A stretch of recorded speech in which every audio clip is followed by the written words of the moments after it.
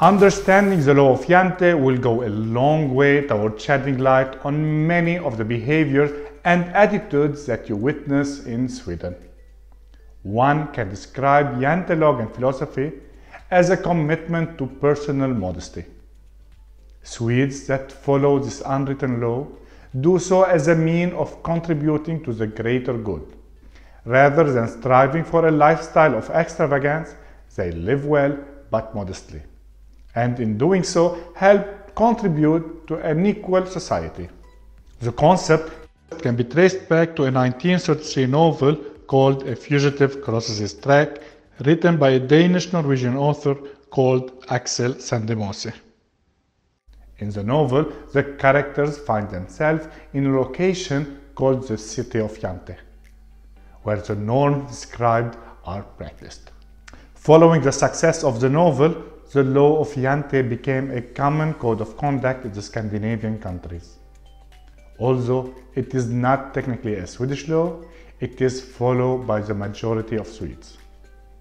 All the law of Jante are you against us, which means you as an individual and us as a group or society.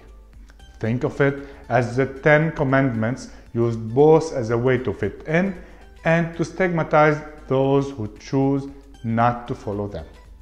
One can argue that Sweden is an individual-oriented society.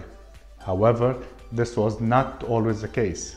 People in a vast majority of time and context have depended on a group to cope and guarantee their survival.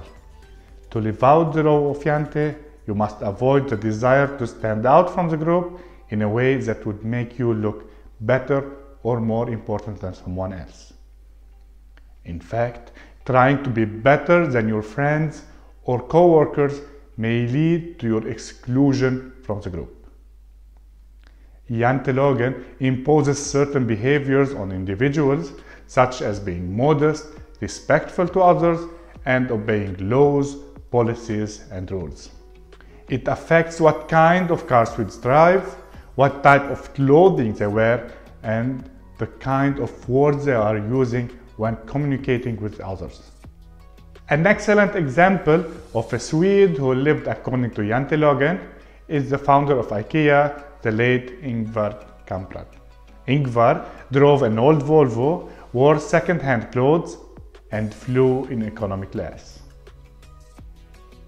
It is essential to point out that the law of Jante is not a criticism of individual success. Instead, it places all emphasis on collective while discouraging individuals from standing out as overachievers. The action of standing out goes against the community desire to preserve harmony, social stability, and uniformity. We need to reflect on the law of Jante's impact on teamwork, leadership, communication, and so on. Of course, there are instances of resisting Jantelagen, such as thinking that you are more important or proficient than a coworker. It is possible to think of the law of Jante as both protective and oppressive at the same time. Regardless, all Swedes are unconsciously influenced by Jantelagen in one way or another.